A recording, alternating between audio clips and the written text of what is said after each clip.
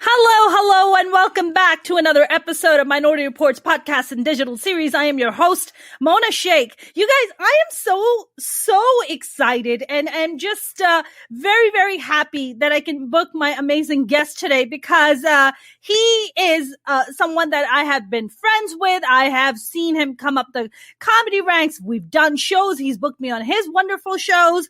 And he was recently on America's Got Talent, and his video has had over 6 million views.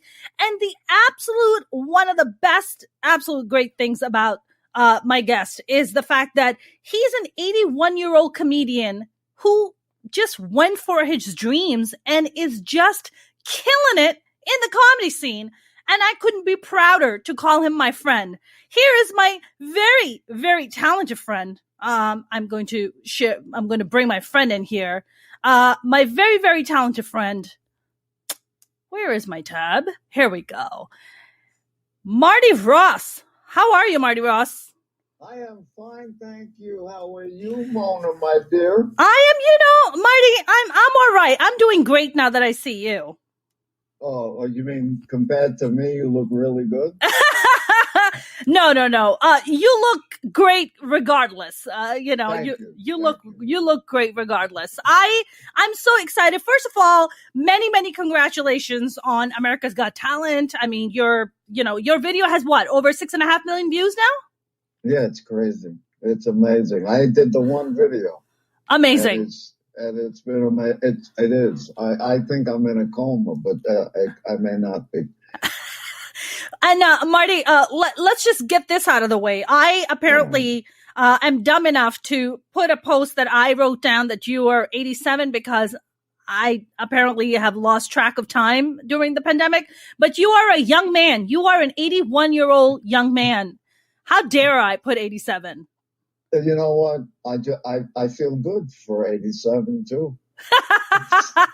I mean, Marty, how has your life changed since doing America's Got Talent? I mean, tell me what that has been like for you. First of all, how did you even get into America's Got Talent? Let's start with that. I was asked to audition at one of the comedy clubs out here. They said America's Talent was going to be looking, and why don't I come out? So I did. I was the first one on. There was 35, 40 of us. And as soon as I finished, the casting person hit me up before I even got off the stage, gave me her card and said, call me tomorrow. So amazing. How I got on, I'm sure it's because of my age too. You know what I mean? I mean age. I'm sure age, but also you're a very funny comic, so there's also that. I think that was important. I mean, you made Simon almost choke on his water. Didn't he spill his water out towards your last joke? He spit it out. It was quite exciting. I watched your set, and I just had tears in my eyes, and I was just so proud of you. And I'm just so happy for you and all your success. It's just great to see friends succeed. You know, when my friends succeed, I feel I succeed. No, that's not. I feel the same way. And I've missed you a lot. This pandemic is really, the interesting thing is the audition I did was March 2nd last year. Wow. And that was the first day.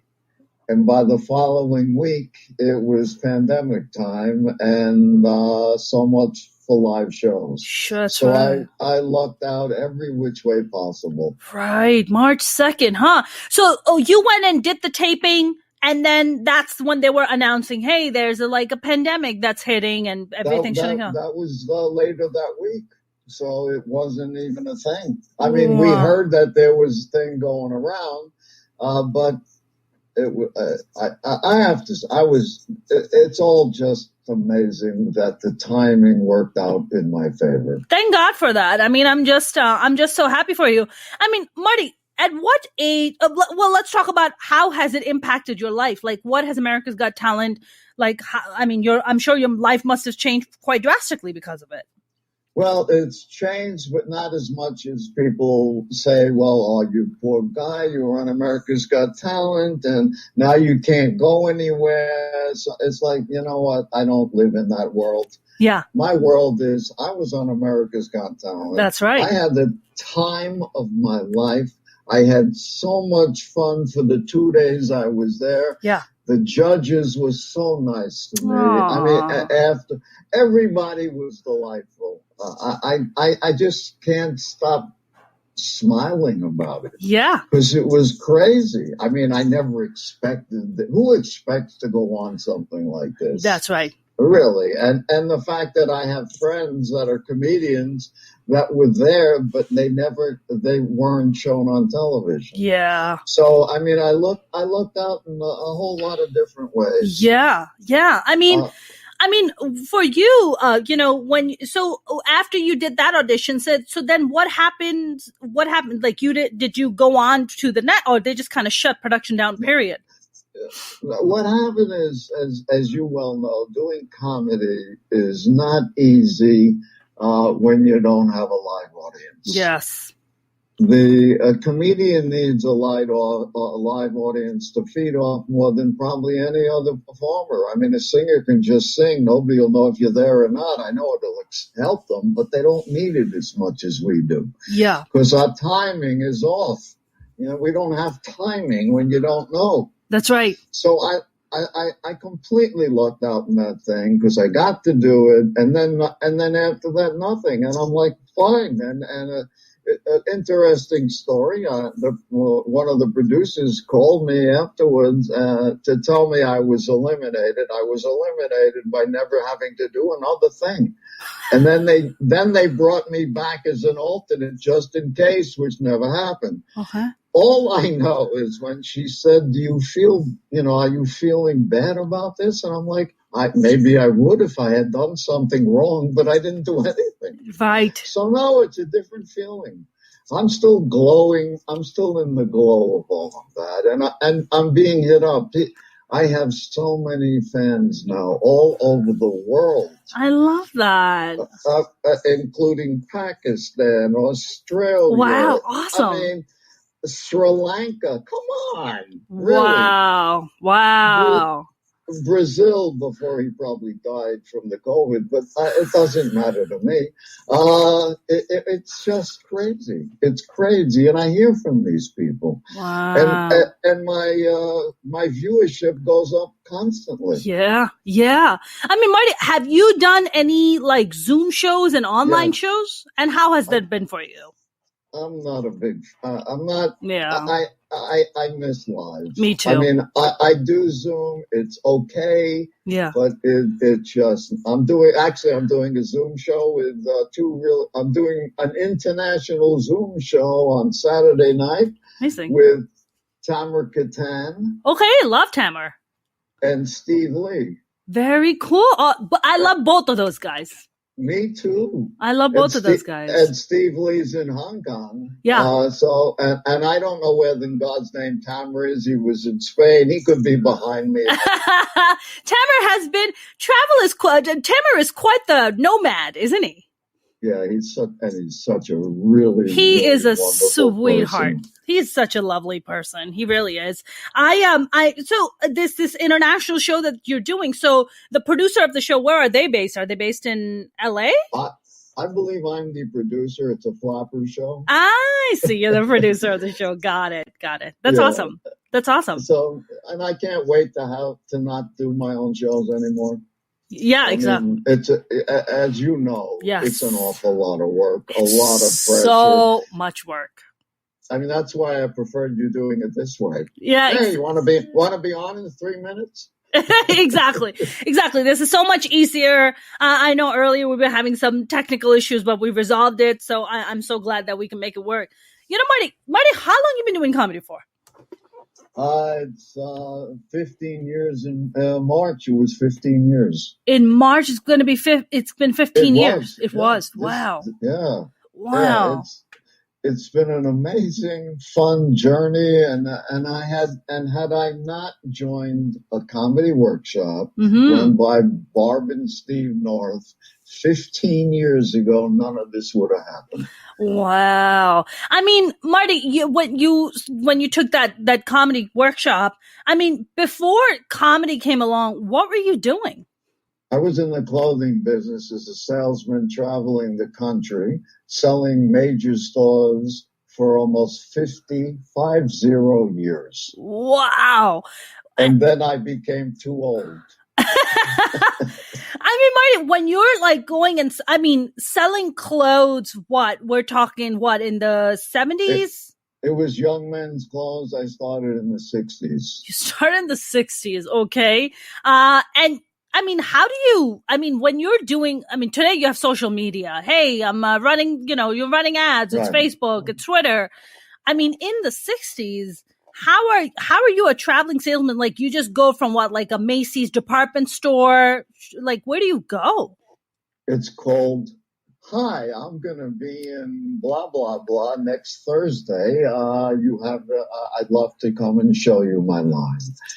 And then it went from there to hysterics. And I had so much fun in the clothing business also. Yeah. Because I just am me, you know what I mean? Yeah, yeah. Learning how to do stand-up, not the same thing, but I've always had the ability since elementary school to make people laugh. There you go. And that's what I wanted to ask you. That was going to be my next question. I mean, I feel like comedy and sales is pretty similar in the sense that, you are in sales, you're selling an actual product. You have a tangible product to sell.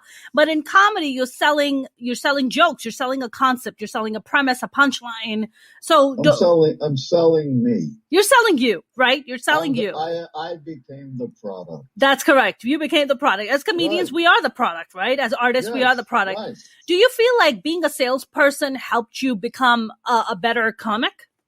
I don't know, because my whole life has helped me become a better comedian person, because I love making people laugh, from not letting them punch me in high school to everything. I'm selling clothing. They wanted to see me because I made them laugh. As people have said, and all things being equal, work with someone who you like. Yeah. And I was one of those people. Yeah. And it just became crazy. Yeah. Yeah. I mean, Marty, which one of your parents were funny? Like, where do you get your sense of humor from? All right, let's start here. This is something you may appreciate. Okay. My father was a very angry man. And he was also funny, but not for the family. Not family funny. Other people funny. And then when he passed away, and he passed away at the age of 79. Wow. And my mother kept going. My Energizer Bunny mother made it to 8 days shy of 101. Wow. Wow. And in her 90s, she's making me laugh. And I'm like, Mom, I never knew you were funny. And she said, nobody gave me a chance. Wow. So I got it from both parents. My brother is funny. It's a family business. What can you do? Yeah, my grandkids. When my 3 grandkids are together and just me, it's like, stand back, Grandpa. It's going to be brutal. Do they roast you? In their own little way. My granddaughter is 26. Wow. My oldest grandson is almost 21, and my youngest one is 14. Wow. They're not babies, teenagers. No, and they feed off each other when it's just the 3 of them, when it's the 4 of us. I love it. It just goes crazy. And I love it too. Yeah, yeah. Marty, you mentioned about your father being a very angry man. my father was a very rageful man too, very smart, very ambitious, very, very, very marketing savvy. My father was a brilliant marketer, and had a very successful, business. But, as an adult, like as a child, you don't understand when you see your parent with this kind of rage. You're just like, I guess dad just has a bad day every day. I think dad's just angry all the time. For you, I mean, you grew up in such a different era. Like today we can have these conversations about mental health. There's a lot more awareness about mental health and depression and manic depressive and stuff. It had, when you became an adult and when your father passed away, did you kind of go through a period about kind of dissecting why your father was such an angry man? No, I knew why he was an angry man. He was an angry man from a low. So after a while, you know why he's angry. And a lot of it, I was angry with him for a very long time. Mm-hmm. And one of the things that helped me get past it when he passed away was that he came from his family was awful. So I understand how this happens. Yeah. It's not like a conscious thing. Yeah. It's just a lashing out thing. Yeah. Yeah. You said that you knew what, and you're saying the reason that he had all that rage is because he came from a messed up family. Yes. Yeah. His mother loved him. His father didn't. Mm-hmm. His father loved his sister. Yeah. His mother loved him. It's not that unusual, really. Sure. I mean, his family, one was from Czechoslovakia, the other from Hungary. Or as my mother said about my grandfather, he was from hunger. I mean, Marty, I listened to you and, you just said that when you were, you had your own issues with your dad. You were mad at your dad and you were mad at him for, of course, his anger issues, correct? Yes. I mean, him kind of lashing out. Did you, while he was alive, did you guys ever get a chance to kind of make peace? Yes, when I got older. When we were both older, we could actually talk like human beings. Wow. And it worked out for me. You know what I mean? Yeah. I mean, people from that era, they're never going to discuss why they are like this. Mm-hmm. But people from my era know why we're like this. That's right. That's right. And it was good when we finally could talk. Yeah. Yeah. I mean, how old were you and how old was he when you guys were able to kind of sit down and have the conversation? I have to say he had to be in maybe his early 60s.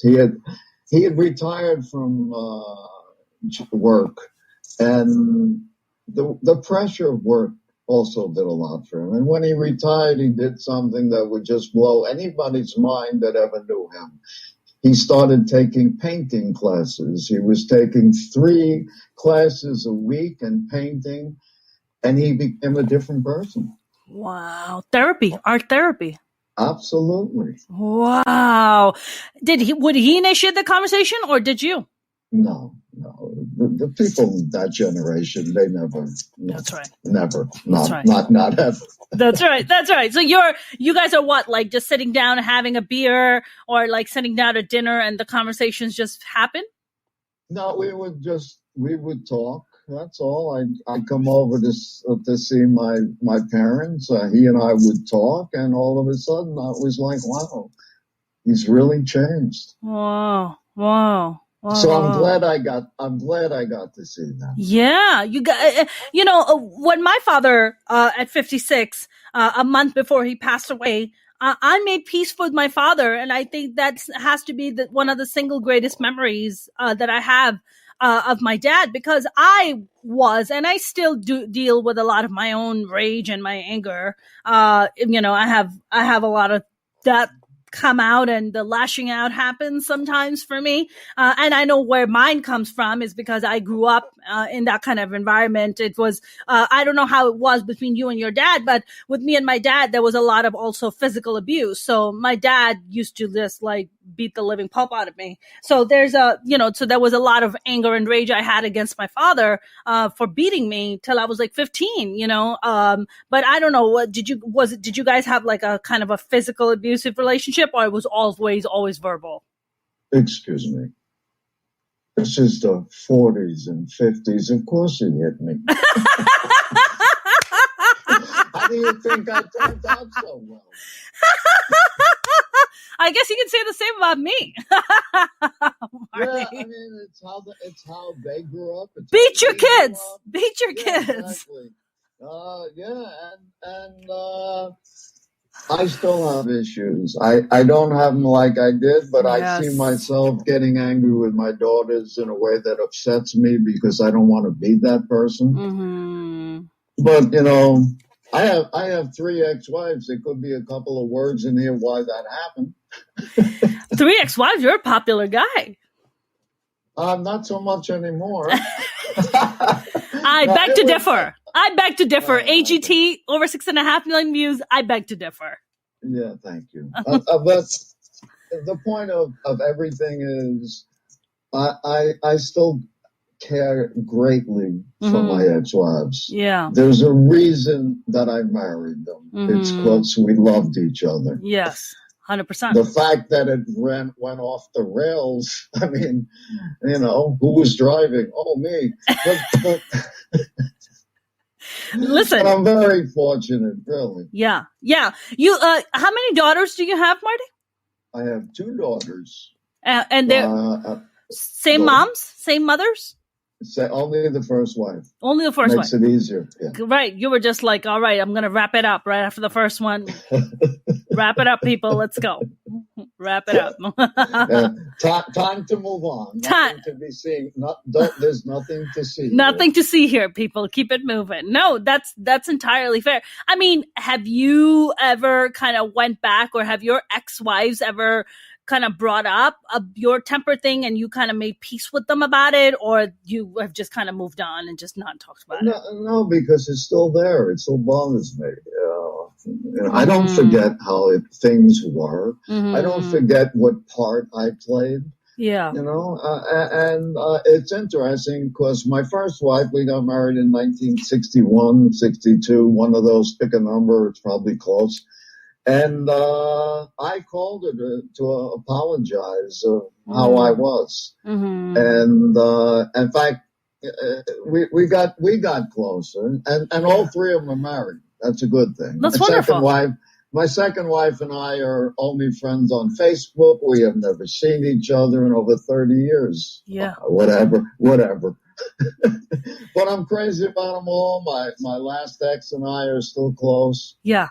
Yeah. That's really wonderful. I mean, Marty, I think of that, daughters and fathers have a very special bond. I'm sure that's the same thing about sons and mothers too, but daughters and fathers have this kind of very special bond because for daughters, what happens is the father is the first male role model. So if that male role model is not really intact, then the daughter becomes very close to wearing Claire heels and hitting the pole, and it's not a cute side all the time. So I wonder for your daughter. I mean, did your daughters, are they married? Did they marry nice dudes? Like, what's their jam? Funny thing about that is that both of my daughters have ex-husbands. They both have ex-husbands. Okay. Yes. So I can see how the trend started. Mm-hmm. I'm seeing a pattern here, just a tad bit. Yeah, and I'm involved. So I love them dearly. Yeah, and they're very good people, and all I ever want is, that's what parents do. I want my kids to be happy. I want my grandkids to be happy. I want everyone. I have nothing to do with it. I'm not involved. I mean, it's only because it's not my job to make other people happy. We found that out, right? We found that, yeah. It's well, as comedians, it kind of telling jokes, I guess, becomes kind of a job to make other people happy. Well, it is, but it's not the same as in your family. No, not in the slightest. Not in the slightest. I mean,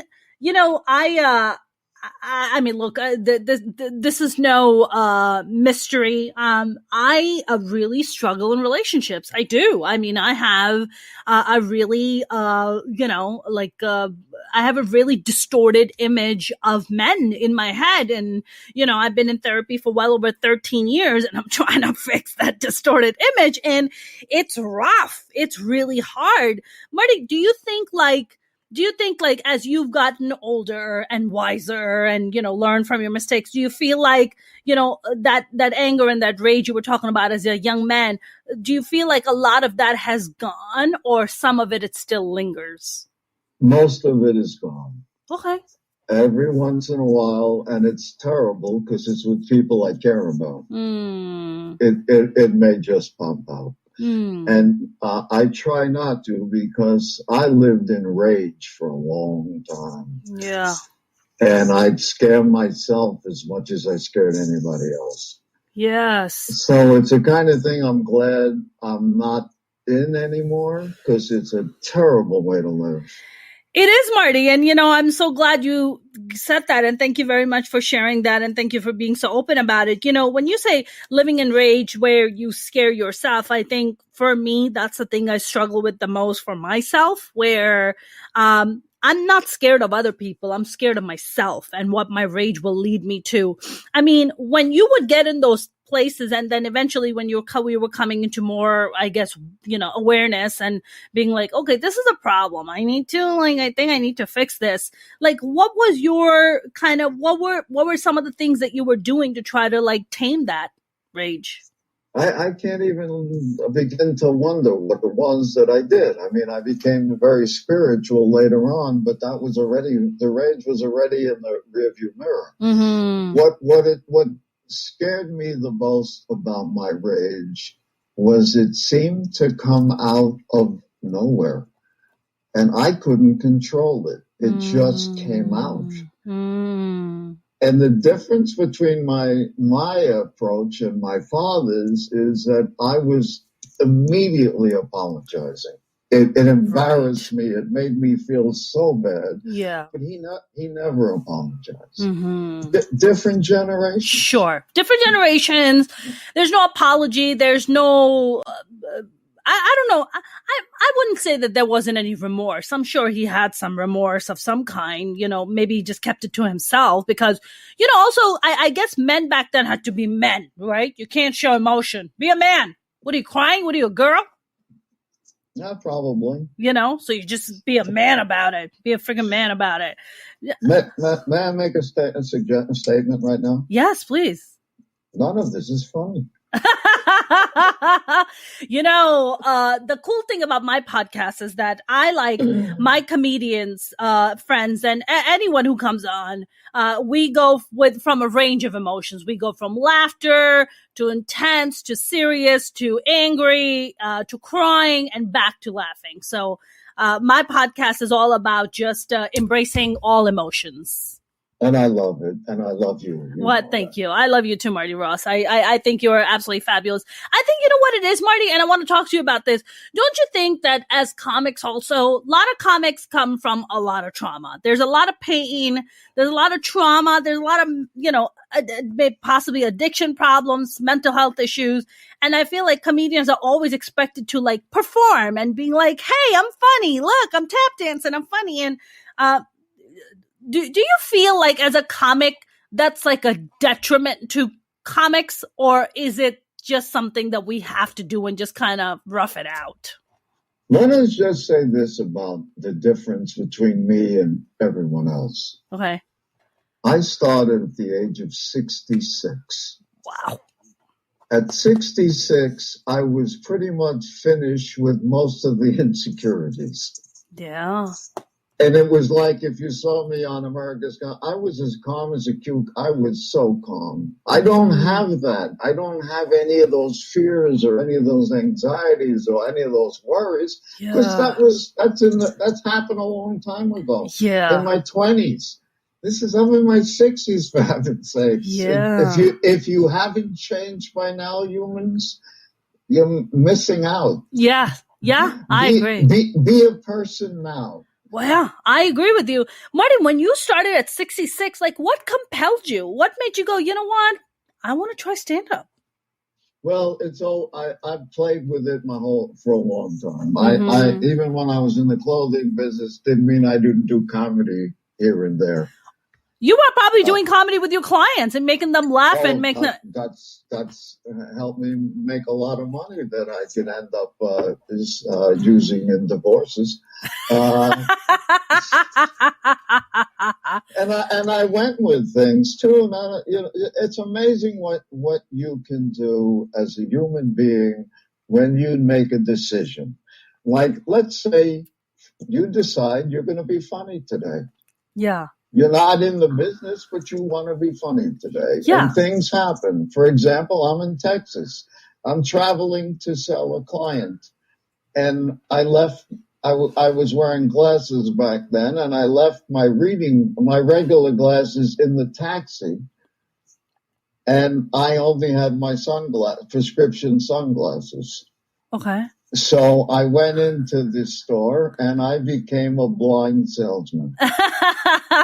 Wait, were you not wearing a prescription? They're like, you can take your sunglasses off, sir. You're like, I know, but then I can't see anything. It didn't really, I'm so nearsighted, it's just pathetic.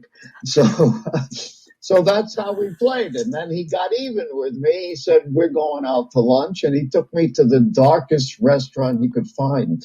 And then he read the menu because I couldn't even read it. Could you see the food at least? Yeah, it was pretty good. I'm assuming. You're assuming the food was good. Marty, first of all, you must have gotten vaccinated already, no? Got what? Yeah, I got both of them. Oh, great. What'd you get? Pfizer? Yeah, I got Pfizer. How were your symptoms? Tell me, were you feeling good? First one, nothing. Oh, good for you. Second one was nothing until that night. And then it felt like someone had stabbed me in my arm. Oh, but it went away. But listen, I was also in elementary school to get my polio shot way back when. So, right. And all vaccines hurt. Sorry, humans. That's how it works. That's right. That's the right. The polio vaccine hurt too. Yeah. I think. Yeah, I bet. When you have a gym full of kids crying, you must assume something happened. Did you cry when you got your polio vaccine? I would never do that. I was too stubborn. You were too stubborn. Were they given was polio injection given like via injection, or was it in the drops in your mouth? No, it was injection. I don't know, Marty, if I've told you, but two of my brothers, I have 4 older brothers. My second and my third brother were given expired vaccination for polio in Pakistan, and they got polio because of it. Unbelievable. Yeah. Listen, the corruption around the world is scary. It's terrifying. As you may have remembered, I told you that I was in India in 1982. I was there for a month, traveling, meeting people and stuff, because that's where a lot of the clothing was made. Yeah. And I had the time of my life over there, eating in people's homes, eating food I didn't know what, and I gained 11 pounds in a month. Oh, my God. First of all, they eat so damn late at night. Yes, they do. Yes. What, like 10 o'clock? Dinners are like 9, 10 o'clock. 11. Yeah. Dinners are very late. And some of the best food I love it. Good for you. I've never been a person who doesn't want to try something. Well, good for you. I mean, did you get sick back then? No. Really? I'm too stubborn for that. You're too immune. No, I didn't get sick. I was looking forward to the next day and the next day, and then after Christmas, met a woman from Manhattan who has an apartment in India in whatever Bombay is now, Mumbai. Yeah. Yeah. she had an apartment there, and she had a after Christmas party, and I had been invited with people from my company, and it was just amazing to see all of this and to experience it. Yeah, that's so wonderful. Marty, have you what? So now you're vaccinated. God willing, once the pandemic it's gonna be over soon. We're all gonna get vaccinated. We're gonna travel. Are you up for traveling to around the world because of AGT? Your fans are gonna call you to come to perform in Pakistan, in Sri Lanka, and Hong Kong. Are you gonna go? Next Tuesday. No, honestly, you don't put me on a plane now. Somebody invite me. We'll work it out. Yeah, right. I mean, I would. Yeah, I mean, that would be so amazing. Marty, when you went up and when you stepped on stage to audition for America's Got Talent, were you nervous? Like, what's going through your mind? This is the craziest part. That was the calmest I have ever been performing. Wow. Absolutely calm. And I'm glad I was, but I'm calm when I perform normally, but I was able to enjoy all of it. Yeah. You were like in the moment. You were like living in the moment. Yeah, because it's the way my life has always been. I'm always in the moment. How do we start a show? We get on stage, and I don't know about you or anybody else, but I don't have anything prepared when I get on stage. Mm-hmm. I let my old man character take over. Oh, do you do stream of conscience comedy? Is that your thing? God, I don't know. Maybe it is. I don't know. Do you write stuff? Do you write and then say it, or you just have it memorized in your head? I don't even have an idea what I'm going to say. Yeah, interesting. How interesting. And to be able to do that took many, many, many years because you have to trust yourself. That's right. That's right. And that's very hard. And now that I do it, I look forward to it. And that's why I was able to do it for them. It was just fun. Yeah. Yeah. Marty, when you started at 66 to decide to do comedy, which is, what's so remarkable about your story and just remarkable about you is that so many people at that age would be like, what am I going to do? I'm already retired. I already put in the work. My kids are like, what am I going to now go and try to do something? But you were like, you know what? I'm going to do this because this has kind of been my dream. This is something that I love to do. And I'm just going to go ahead and do it. So I think you are just such a beacon of hope and just a prime example of it's never too late to pursue your dreams. There's something else that I've learned because I've done a lot of senior shows. I had a lot of friends in their 90s when I did the senior shows. I said had because I don't know what's happened to anybody. Yeah. And one of the things I learned from almost all of the people in their 90s, when I asked them what their secret was, their answer was, we're always busy. We never stop. Good for them. And that is the lesson. There is no, I have friends and I'm like, do something for heaven's sake. You don't even have to be good at it. What difference does it make? Yes. But if you stop doing it, you will have everything you were afraid of is going to happen to you. Yes. Your memory, your health. I don't have time for that stuff. Yes. There is a great saying that life only has two modes. If you're not growing, you're dying. So take your pick.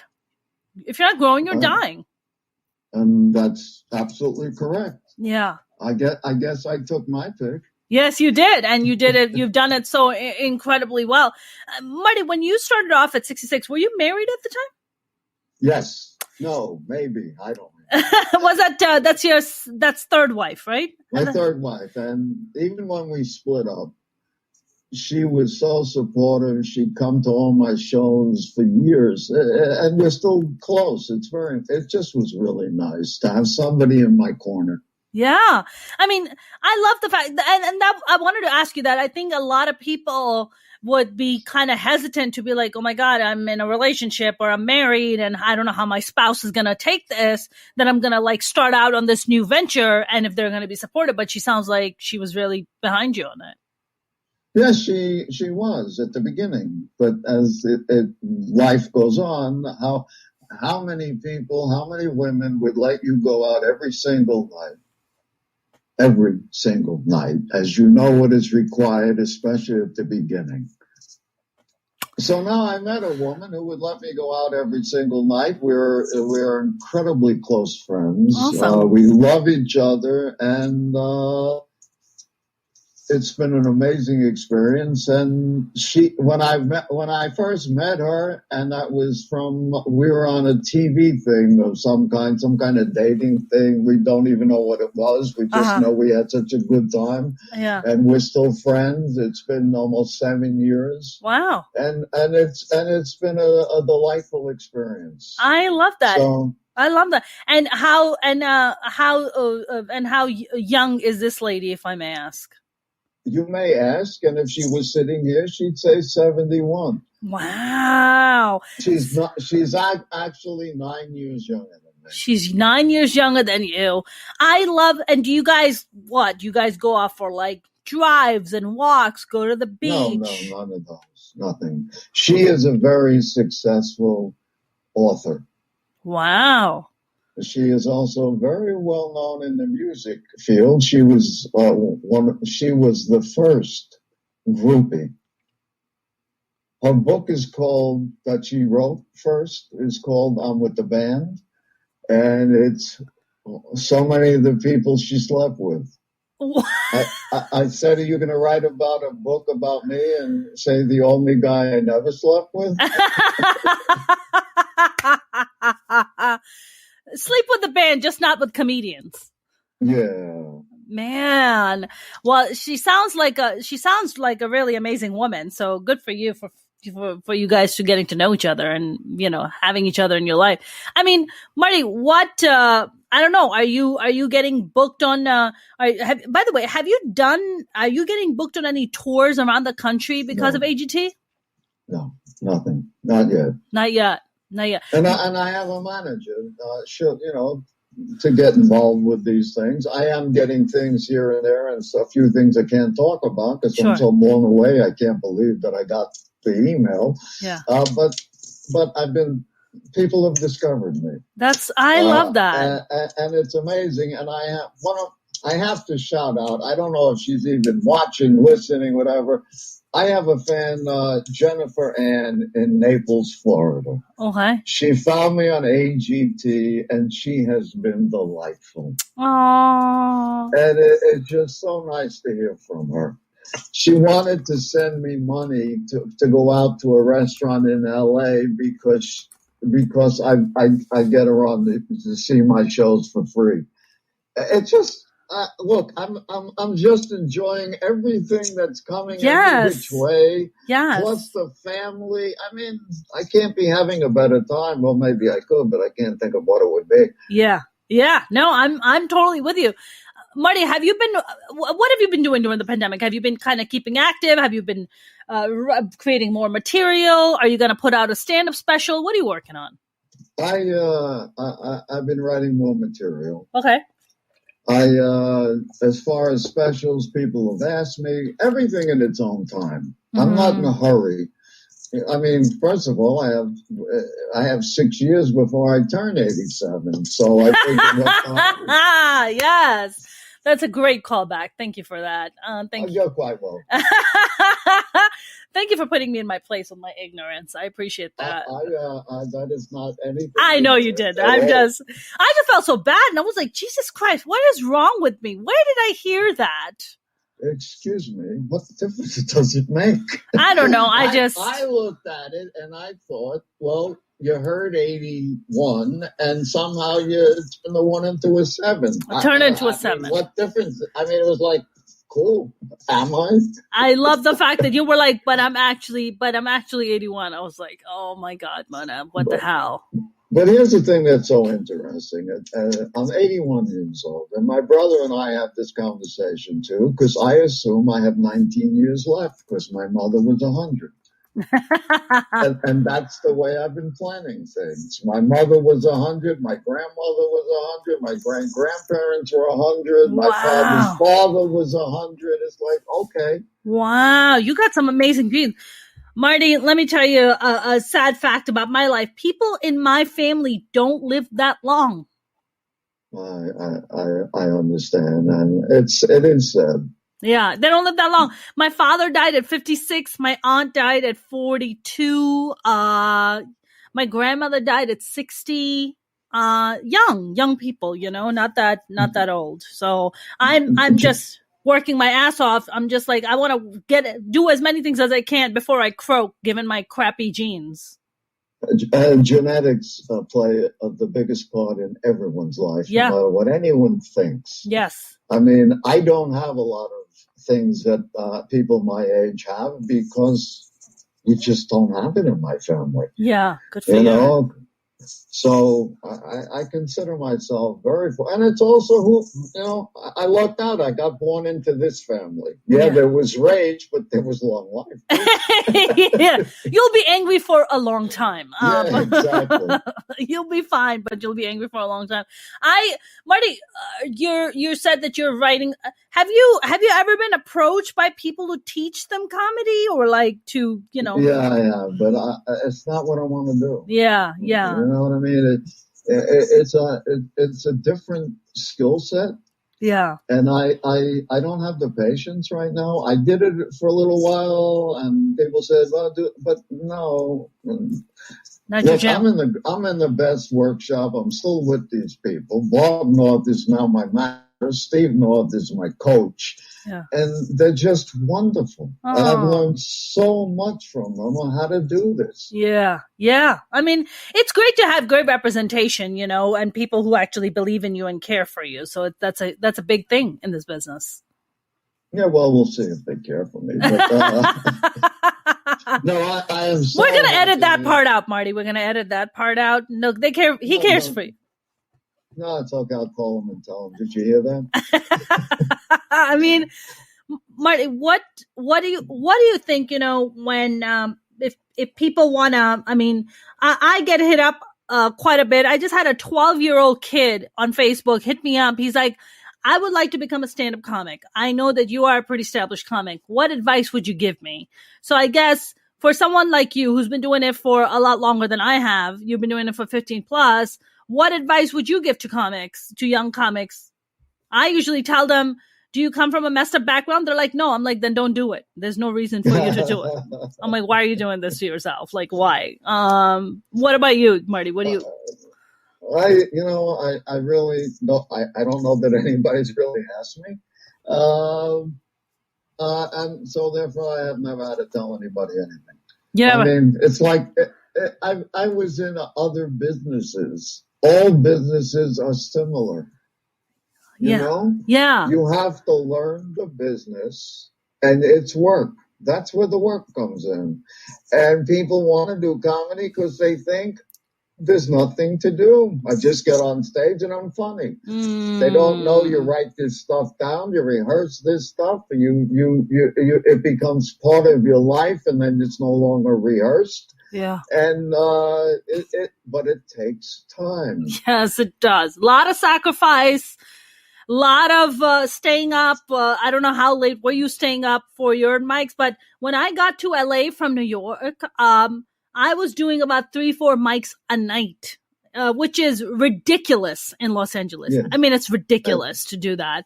And I burnt myself out. I mean, Marty, when you started and when you took the comedy workshop, how many mics were you going out to every night? Being the age I was when I started, a little different about how many mics I'm going to do a night, because one was enough. You're like, all right. Honestly. Yeah. Everything I had went into that 5 minutes, those 3 minutes. That was that. People said, you want to go to, and I'm like, no, I don't. I just did it. No, thank you. Yeah. And I know older people that do it. I just don't want to do it. I never did. And I didn't see the reason that I had to. Yeah. I mean, you did all your comedy career started off in Los Angeles, correct? Yes. Yeah. Yes. Have you done comedy in New York? Yes. And New York City is the best comedy scene in the world. I got to do Caroline's. Ooh, Caroline's is great. And all I can say is, Oh my God. It was first of all, I performed in New York and in Boston. Yeah. What I learned was, and people from the West, I'm sorry, but this is what I learned. The people in the East knew where I was going before I went there. They started laughing before the punchline. I love that. And that was a big difference. I had never experienced that before. Yeah. I love that. Do you feel like the audience in New York is a lot smarter or maybe just demands a higher quality of content than LA? What are your thoughts? I don't know that that's true. I just know that it's like the New York vibe. It's all it really is. It's so great. It's why they know where you're going before you get there, and it's probably why they go to comedy clubs, because they really know where it's going. Right. Whatever, it was delightful, and I will say this. I love performing in the West Coast too. Yeah. Everything is it's all fun if you know how to do it. That's right.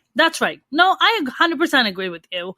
I 100% agree with you. I mean, you must have seen such a big shift happen in comedy. I mean, when you started versus what comedy is now, you have people like myself in comedy that I don't know if you saw people like me doing comedy when you started. Oh, probably. It's only so that's gonna be a no. Years ago. That's gonna be a no, Marty. You're like probably. I never did. I never saw anyone. Excuse me. I mean, when you were doing the open mics, did you go and try your luck at the big clubs, the Comedy Store, Improv, and Laugh Factory, and all those? No, I have still never. I did 2 auditions for the Laugh Factory, and I never got anything. Wow. And but you've done shows at the Comedy Store and... Yes, but they've only been private shows. Right. Individually produced shows. They've never asked to be like, hey, Marty Ross, why don't you come in and audition for us so we can put your name on the wall and make you a paid regular? Nope, never happened. And I don't care about that. I don't live for that. The people I live for are the ones that are sitting out there and are laughing. Mm-hmm. The ones I'm talking to. The rest of it is not important to me. Yeah, I 100% agree with you. I think the value, I mean, even the way how comedy has shifted just in the last even 10 years, like when you started 15 years ago, do you feel like comedy had a lot more freedom? You had a lot more kind of, freedom to be able to get up and talk about topics and say things versus what it is today? I don't know that is true either. I just know there are certain topics I avoid because I'm not good at it. Mm-hmm. That's all. The only way I look at it. I don't look for any other hidden meanings or any of that stuff. I will say the one club out here that's been incredible to me has been Flappers. Flappers is great. They have been so good. It's a woman-owned business. I know. How about that? Not so bad. Not so bad. Barbara is a lovely, lovely lady who owns and runs Flappers with her, her husband's there, and she's lovely. She's very kind to me too. And me too. Yeah, she's quite lovely. She's quite lovely. I mean, I know that, when you think about, going mainstream, I mean, for you, I think what I absolutely love about your story, and now I think it makes it even sweeter, is the fact that you weren't one of the comics who was like, I got to get in Laugh Factory and I got to get into the Comedy Store or the Improv. You were like, my thing is that I want to go where I'm wanted. Well, that turned out to be the case. It wasn't the case at the beginning. I didn't understand why I wasn't getting booked anywhere. I didn't know. Mm-hmm. But it didn't bother me as much as it would have had I been younger. It goes back to that. Yeah. I mean, Marty, when, you're doing open mics for what? The first 5 years, 6 years? And at least, yeah. And when do you start, getting paid gigs? When do you start booking that? How many years in? Thanks to my to Barb and Steve, they had a friend and who had a comedy club, and they said, "I think you're ready to go and do a real club." And it's Randy Lubis who gave me my first shot outside of the workshop. You're talking about the Ventura Comedy Club? I'm talking about Santa Clarita when he had JR's Comedy, which he still has. So he gave me a shot, and I'll never forget it. And I don't deal differently with people in this industry than I did with the clothing industry. If you gave me a shot at the beginning, I will never forget you. That's right. And I will do the best I can for you whenever I can. Right. And I feel the same way about Randy. Yeah. Yeah, absolutely. I think loyalty goes a long way, doesn't it, Marty? Like, well, yeah, I agree. Yeah, loyalty goes. I mean, I think you and I definitely think alike in that sense. Where I'm just like, look, if you were with me and you supported me when nobody really knew me and I didn't really have much, I mean, when I go to the top, I'm taking you with me. Like, I'll do whatever I can to take you with me. And the interesting is, Randy's the one who called me to tell me that America's Got Talent was coming to the club, and I should come there that night, and I did. And that's how it came full circle. I love that so much. I mean, do you think so you were eliminated, so are they gonna bring you back on for like another kind of repeated episode or something? May I say, no, they don't do that as No. far as I know. No? But let me also say that I'm not ready to go back. Yeah. For a couple of reasons. One is it's still Zoom. Yeah. When, I tell you what I was shooting for, because I tell people and they laugh. I'm shooting to be 85 because at least it's a number. Yes. I was 80. 85 is another good number. 85 is a good number. 85 is a very, very good number. Do you act at all, Marty? Yes. You do. So I've been in plays. I've been in short films. I've been in commercials. Wow. Yes. Wow. What commercial have you done? I've done two. You may have heard of them. One was I did a national commercial for Anthem Blue Cross that they ran for 3 years. Okay. Wow. And the next one you probably heard of too. I was in a Skechers commercial that ran for 2 years, and it's hysterical. Oh yeah, I remember the Skechers commercial. I remember that one. How fantastic! Are you still getting residual checks or no? No more. I'm not a member of anything. I'm an independent human being. Damn it! But you must be okay. But you're SAG-AFTRA, aren't you? No. You're not? No. But and why would I want to be in SAG-AFTRA when I haven't made enough money to even pay for the freaking dues? Listen. No, when the time is right, I'll do whatever it's required. That's all. Yeah. No, right now I'm too busy enjoying myself, to be honest with you. Yeah, good for you. Did you also take acting classes, or is it mostly just? I still would if I could go there. Yeah. And I work with my acting coach when I get an audition to do, because I don't like to not be prepared. Yeah. So there's that. Marty, I love all of this. Yeah, Marty. I would think that now that you have an international fan base, you would have the international ladies proposing marriage to you at this point. I mean, that's what I thought.